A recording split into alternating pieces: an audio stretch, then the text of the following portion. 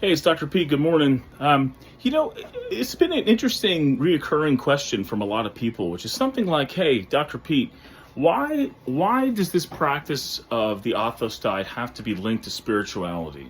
Why can't we just call these all biohacks, incorporate that into our lives, and kind of just move forward with best practices?"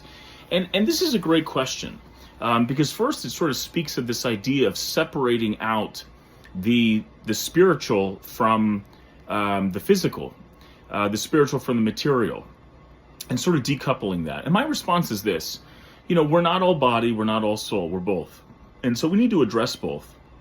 But the next point is, I think, a little bit more interesting, which is something like, what are you going to do with these superpowers?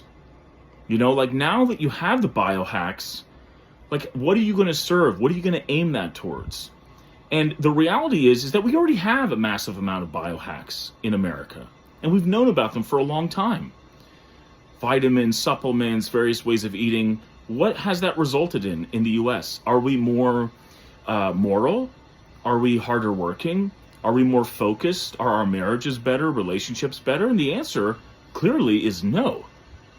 And so this is actually one of the problems, which is that oftentimes we think that we can just use the tool any way we want without aiming it towards something, without coupling it with something.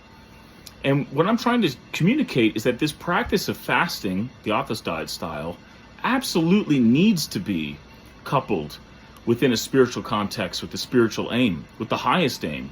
And there needs to be feedback from that highest aim to the lowest level. And so this is a huge opportunity to align our lives, our bodies, and even our very cells, all 100 trillion of them, towards something extraordinary. And by the way, if I'm going to get you to live 30-40% longer and avoid all this disease and all this tragedy and all these trips to the doctor's office and hospitals, what are you going to do with that extra time? Are you going to fill your life with family? Are you going to be more of an anchor for your community? Are you going to take the Hyatt road? Or are you going to use it to watch more Netflix? Are you going to use it to work all the harder at work, but not necessarily support a family, but instead just indulge? And again, there's nothing wrong with having a good time. One of my arguments also is that when you have a more holistic lifestyle that includes all the parts, like sort of a little Renaissance man life, life is better. It is more enjoyable. It is more joyful.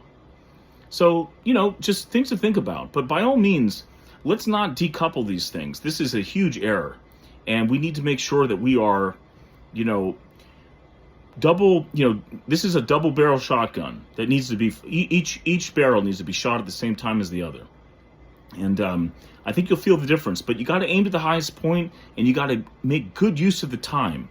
And the only way you're going to know what a good use of time is if you link this to a spiritual practice with a spiritual aim.